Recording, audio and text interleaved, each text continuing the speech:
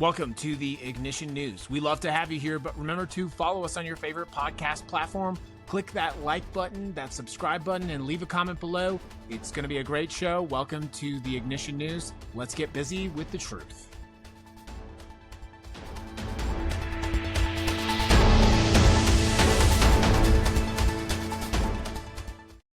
Now, let's get busy with the truth. Ooh, I love that. Good morning, everyone. Welcome to the Ignition News. It's great to have you. I must admit that schedule-wise, I'm a bit disappointed in myself. We're trying to line up a guest, a very relevant guest, and I didn't think I was going to be able to do 11 o'clock. And then I had all kinds of technical issues. I didn't get started until 11 o'clock. Perhaps indeed, I could have done 11 o'clock as I am now doing it. Good morning, everyone. I do want to just start out the show by saying how much I appreciate you, and please follow us on your favorite platform, Spotify, Apple Podcast. I am tracking an audio issue with Android. I believe I know exactly what's going on. I believe I am the one who knows. I know what's happening with Android. It's a side topic. But anyways, yesterday or Monday, someone had told me, "Oh, I'll have to get an iPhone." So yet I had a few minutes, so I went to the Apple store yesterday. You people are insane. You've lost your mind, first of all. I just want to point out, the Apple store used to be a cool, hip tech place you could go, learn about the newest technology, get your phone fixed at the Genius Bar. You could see some cool accessories, check out the new Mac. The Apple store is now is a daytime retirement home. That's what it is. I'm sorry. It has become a place where octogenarians go to suck up the brain power of young people because their children don't love them and they don't have the time to spend with them getting their iCloud password sorted out. So if you want to figure out how to use a phone or something, or you want to buy a phone or something like that, you will have to wait patiently behind an octogenarian who does not know how they can't get into their AOL account and their two-factor authentication is locked up and they have the class at 2:00 to learn how to take photos with their iPhone. And then on top of that, I go and I pick up one of these iPhones. Can I just tell you, this is Fisher Price. What are you guys doing with this phone operating system? Okay. Liquid glass. This looks like those little Fisher Price telephone toys that you get at Toys R Us. This is not an operating system. Anyways, good morning, everyone. My point is I've isolated the issue. We're working on it. Think different. All right. Let's see what else. I'm actually going to take another quick short break. I've expanded my sort of all-out war on public accountability with the library system. I want to quickly mention, my son Ben is doing a little fundraiser. He's wanting to purchase his own 3D printer. And so what he's doing is he's selling these 3D printed safety whistles. Just let me give a little product shot for you right there. Look at that. It's beautiful. And he's put a lot of iteration into the design. It says resist on it, which I think is kind of cool. And anyway, so what we've been doing is, in order to print out these orders, thank you to everyone who's ordered one, by the way. They're available on the store. The link is in the bio. And so we've been going with him to print these whistles at the library. And so I actually went with him on Monday to the library. And I have found the reason that he wants to get a 3D printer. And that is because the Republicans' all-out war on public institutions, education, and public systems is happening all over the place. And so we go to the library and we go to print his whistles for some of you who have ordered them. And lo and behold, this library, which received these 3D printers as part of a maker program from a federal grant, only one of the 4 printers is working. We go up to the desk and the person's like, yeah, they're broken. There's some tickets in place and blah, blah, blah. Just no empathy, no concern, and not really the typical library experience I have with the Clark County, the Las Vegas Library District. So first of all, I was a little bit disappointed. I understand that things happen. But what I saw in real time was the actual war on public infrastructure, okay? So you make something so bad, in Ben's case, they have this cool idea of 3D printers at the library, bring people up to speed in technology. And if you think it's weird to have 3D printers at a library, let me also remind you that at a certain period of time, the idea of printing books was considered radically technologically advanced. Okay. And then the idea of having internet in the library was something that parents fought vehemently. And then the idea of having, as they do other things like tools, some libraries have like power tools you can check out. My point being, um, these spaces, these third spaces should be things that we invest in. However, what Ben is learning and what I learned, I guess, a little bit late is, yeah, they have made it so inaccessible and so unusable that if you're a 14-year-old and you get interested in learning how to 3D print, your experience is so bad because you see these long lines and you see the staff that doesn't care. And this was very disappointing to me, to be honest with you. I just want to back out a little bit because I've actually had nothing but pleasant experiences with the staff at the Las Vegas library system. And I think working for the government is an honor and a privilege. I have at times worked in various functions and capacities or volunteered, and it is an honor and a privilege. And when a young person, they have enough fucking problems getting young kids to use the library system. And that is one of the reasons the library systems are dying off. So when this young kid is trying to use a program for which the Las Vegas librarian was literally nominated and won Librarian of the Year, and the staff member is nonplussed and is not interested in fixing this problem, this is why people stop believing in government. And so when Musk comes in with a chainsaw and he starts ripping the government apart, a whole swath of people who've been fucked by the government say, yeah, baby, cut it down. And it happens one lazy fucking bureaucrat at a time. It happens one crooked person at a time. It happens one broken printer, one broken 3D printer, one book that goes missing and not replaced. It happens one missing light bulb, one broken window, one dirty bathroom at a time. And a lot of people would go to the library and just not give a shit. Oh, the library, of course. And actually, I've been talking about this, and people have been literally saying to me, "Oh, well, why do you care? Like, it's blah blah blah." Somebody says, you wouldn't believe the number of people. I posted this exact story on Instagram yesterday, and the number of people that are like, "Ooh, fancy library! You have a fancy library. You have 3D printers at your library." Yeah, no shit. That's the point. The whole point of the system is to be able to give access to people who can't get them. For kids who are in situations where their parents could not possibly afford to get them technology, computers, books, iPads. They have a garden at this library that I actually think is really cool. And that they're actually proving my point, where they see something like that and they go, "Oh, fancy, you have a fancy library, you have a 3D printer." We're blowing $1 billion a day up in munitions, okay? Yeah, I want the library to have the best technology. I want the library to have enough books for everyone. I want them to be radically technical. I want them to be visionary, beautiful, public third spaces. And I want us to equip these spaces so that people who don't have access to them absolutely have access to them. And by the way, that is why it is fucking outrageous that it doesn't work. Because yes, thanks to you all very much, by the way. Thank you to everyone who's helped to purchase a whistle for Ben. Thank you so much. My mistake in this conversation was I should have dug in sooner. But look at what we're doing together. We are all learning together. And actually, Ben, in many ways, is doing what we're talking about all the time. Because while the fucking library system has failed him, he has decided to create community thanks to your support so that his friends who want to learn about 3D printing can learn along with him. But the privatization is exactly the point. They want the system to be so bad that people go, "Oh, I can't even use the library. I'm just going to go buy a fucking book on Amazon. Oh, I can't use the library because it's dirty. It smells bad. I can't use the library because there's too many homeless people there. I can't." And I'll talk about that in a second. This was a beautiful lesson in accountability. It was a magical lesson in accountability. And you all have given Ben an opportunity at a young age to become radically informed on making his community better. And he is doing exactly that by being an activist from the front. And that doesn't mean, by the way, that he's being a Democrat or a Republican. He's being what? A child in his community.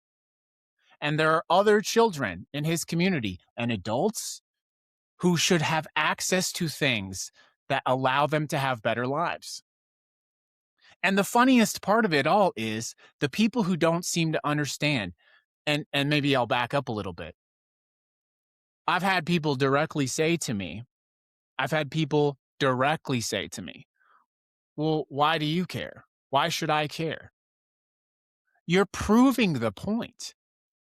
The reason that our government over the last, unfortunately, we've never reached the apex of good government, but I've lived in a time when my government got better. I went to a public school. My grandfather was a state legislator in North Dakota. He voted for what at the time was considered a radical waste of money, $400,000 to buy computers for schools in North Dakota. That amount of money, $400,000, was considered an extreme, unnecessary expense to buy computers in the late 90s for schools.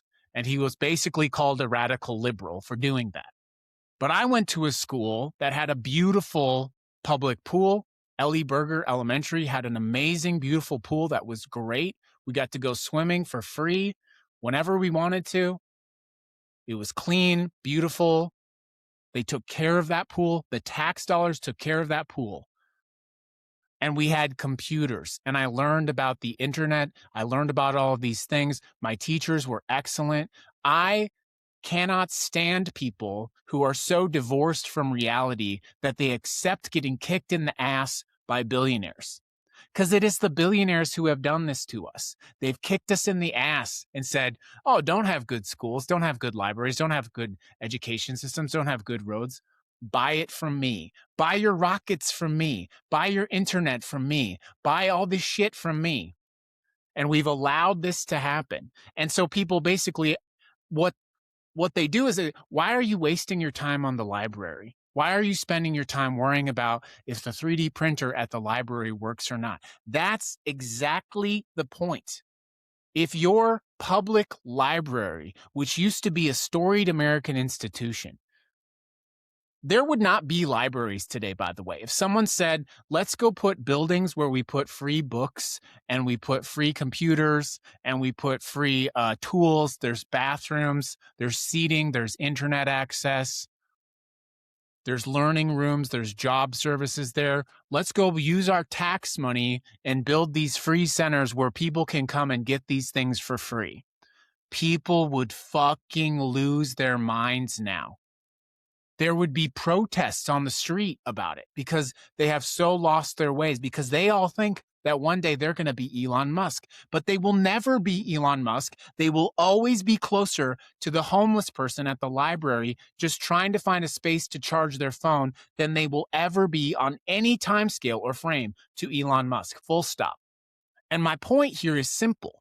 If you can't just get your library to work, to have books, to have electricity, power, internet, whatever that is, if that can't be excellent, how can you possibly expect your city council to fix your streets? How can you possibly expect your mayor not to be a crooked son of a bitch? How can you possibly expect your congressperson to answer the phone, let alone answer it with anything other than a fucking template boilerplate email? I believe in a radical government. I believe, and I want you to believe, that you should expect the best, and I believe that it is possible. And this little microcosm, this example, is really the culmination of everything we've been talking about the last year.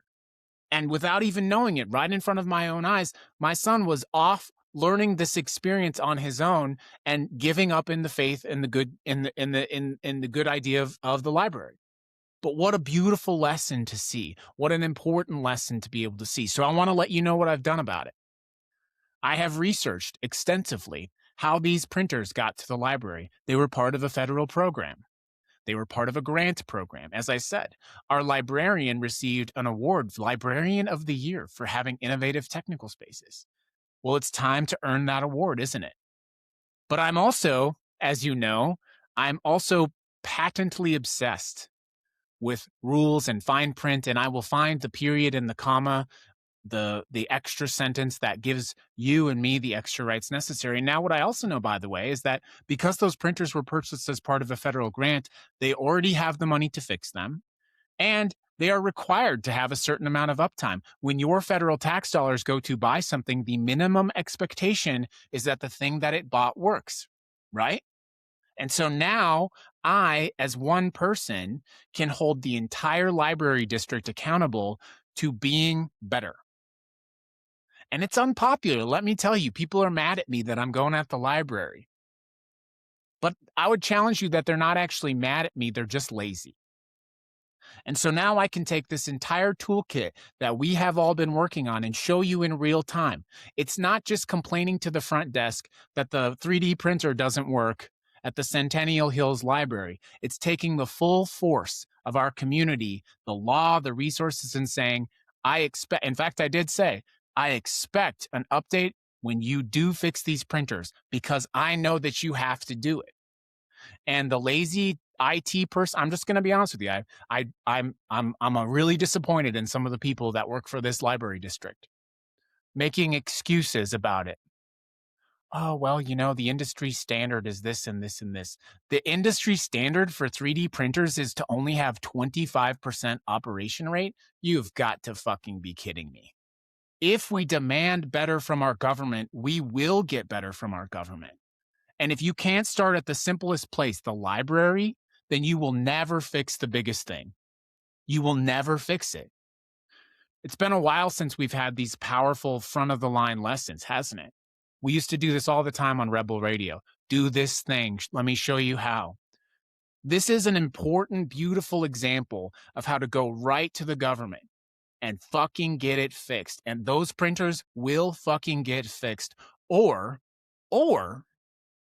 we will execute the next step, which is holding them accountable for their federal grant. Guess what? If the federal government finds out that you're fucking up the grants and you're not doing things, do you think you're going to get a grant again? If the person who got the contract to install the 3D printers, if they did it wrong and they got all this money and they did such a shitty job installing the 3D printers that 75% of their I bet you that guy has a boat or something like that. Let's find out who that was. Let's find out why the person who installed or facilitated the purchase of these printers didn't do a good enough job. Let's get them on camera. Let's ask what they're doing. Let's see how big is their house? How nice is their car? How are they living on the largesse? So when people say, oh, you have you have fancy 3D printers at your library. No, I don't. They don't work. But somewhere, someone probably got $60, $70, $100,000 contract to install those printers. And we're going to hold them accountable. And if they're not accountable, guess what? They're never going to get a contract in my town again. I will fucking make sure of it. Do you see the power that you have? Do you see how much power you have? Everybody always tells me, I don't know what to do. I don't know what problem to solve. I don't have any power. You are enormously powerful. Enormously powerful. What a rant, huh? Thank you for everyone for helping take us along the journey. The news today, I'll have to cut down because my rant essentially has captured the entire show. But that's okay. I don't mind.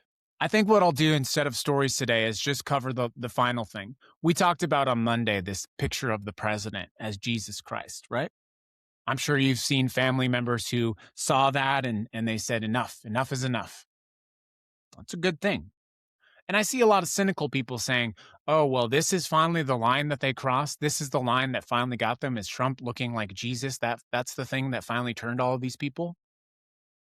Well, guess what? He did it again. He did it again. When pushed to the brink of outrage by almost every group imaginable, almost all of MAGA, by the way, even, he dirty deleted that picture of himself as Jesus, and then he claimed that he was a doctor. First of all, if that's really true, if the president of the United States actually believes that he was posting a picture of himself as a doctor, and he truly believes that based on the visual evidence that we have, in some ways, that's actually worse. In some ways, if the mental cognition situation is such that he actually, if we're going to take him at his word, that he actually believed that, oh, I'm sorry, I thought I was a doctor.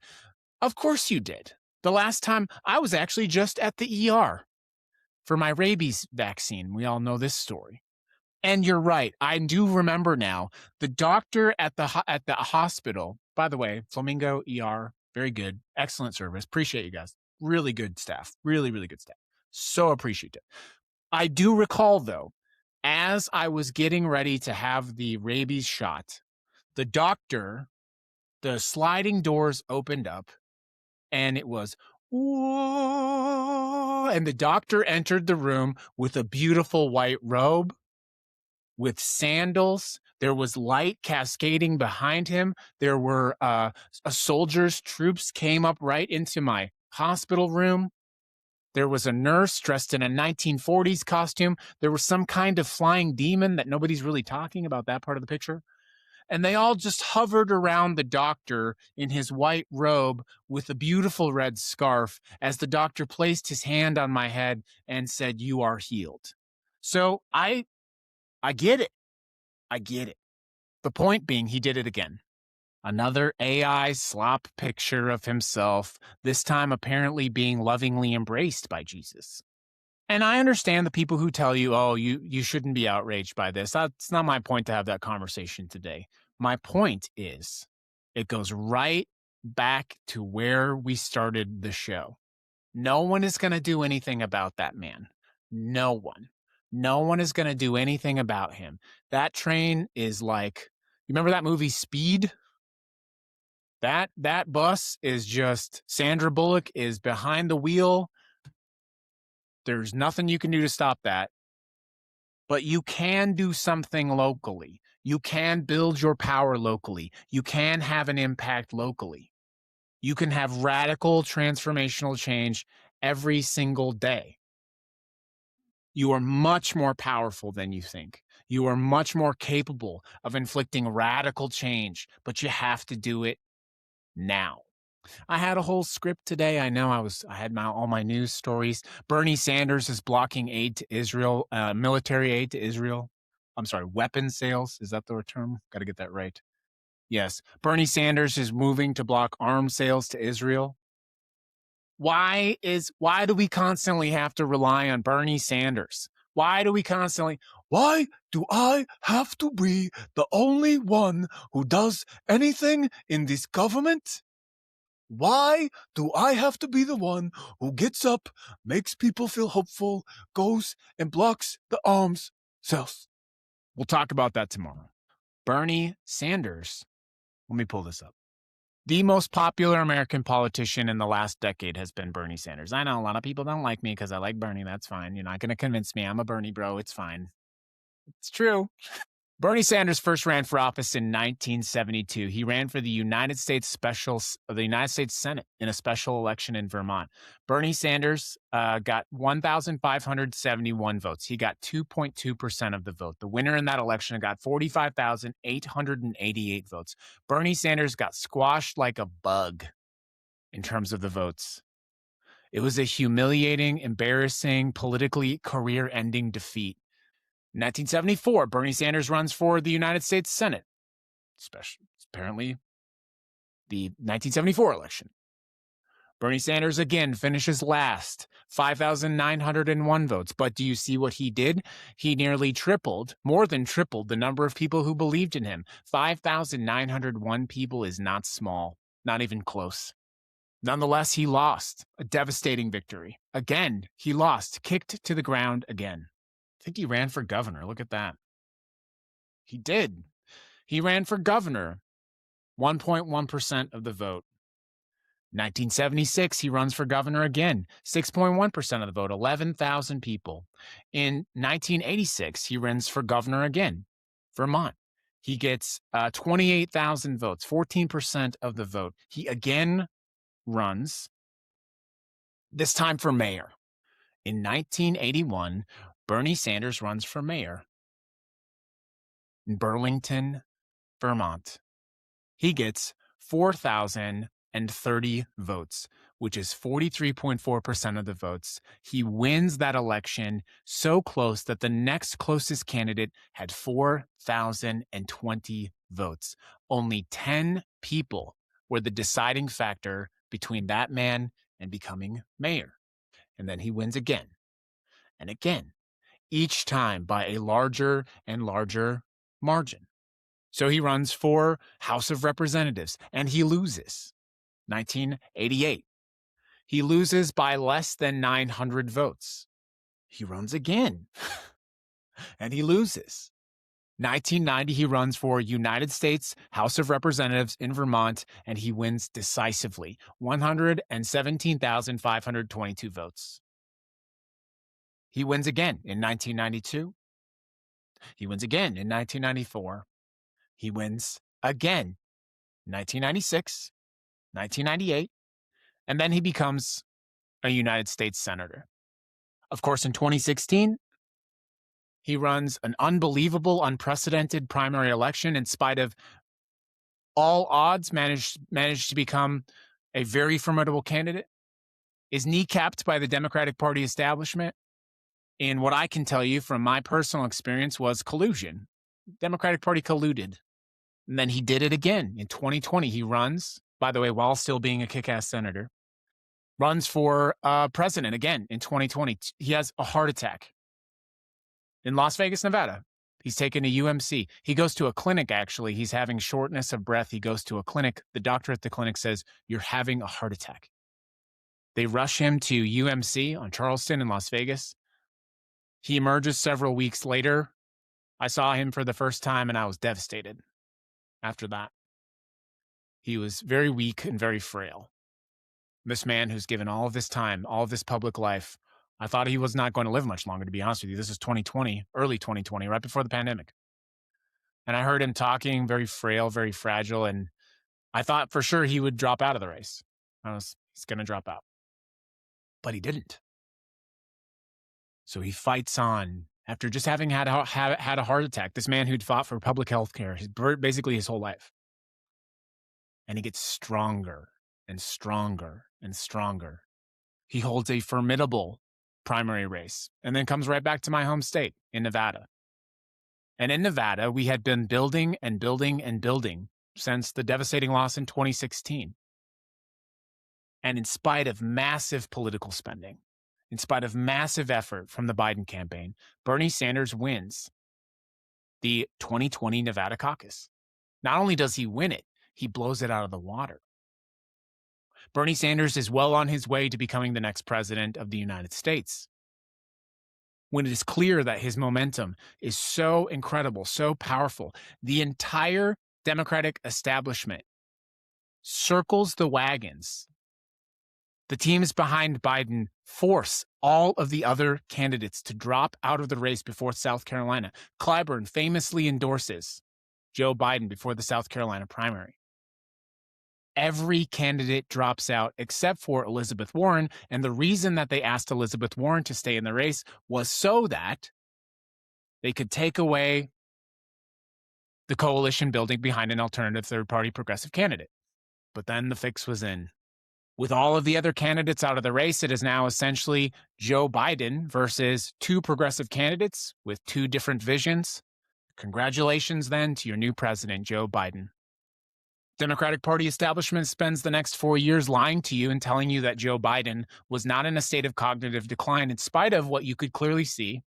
And then in the summer of 2024, because Donald Trump is once again ascendant, the Biden campaign is forced into a debate. In the middle of the summer, Joseph Robinette Biden goes up to the microphone and has the most historically devastating presidential debate in the history of America.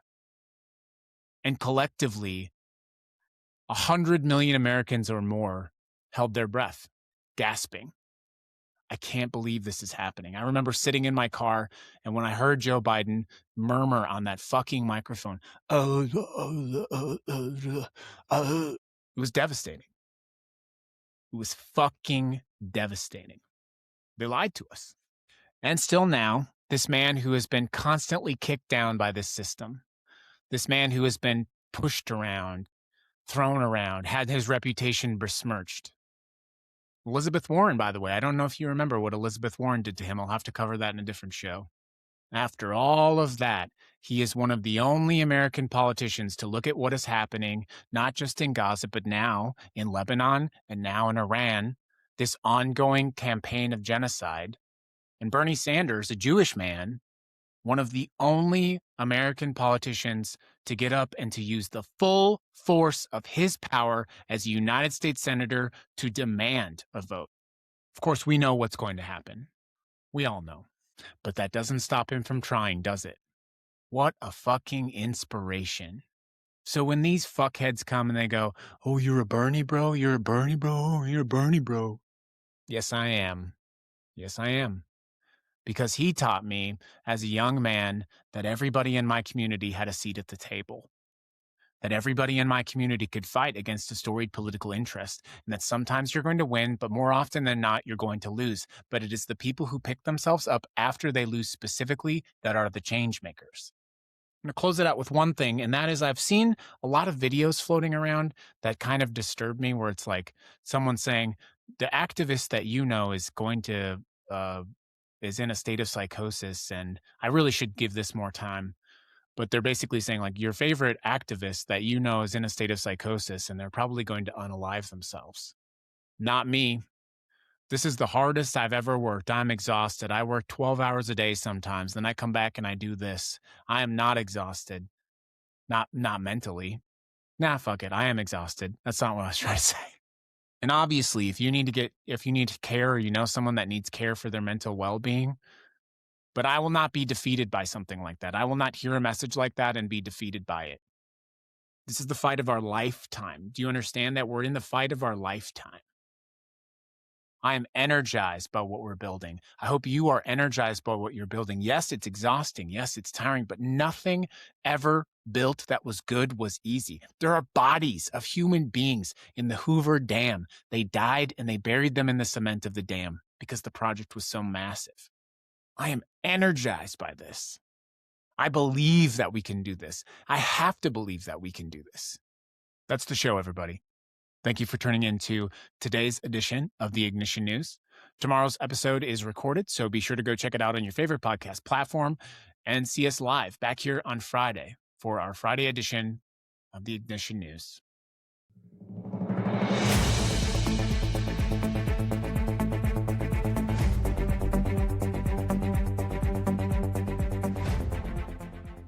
This has been today's episode of The Ignition News. Please consider following us on all of your favorite podcast platforms, whether that's Spotify, Apple Podcast, YouTube, or Substack. We're here to deliver to you unfiltered, uncensored news. Let's get busy with the truth on The Ignition News.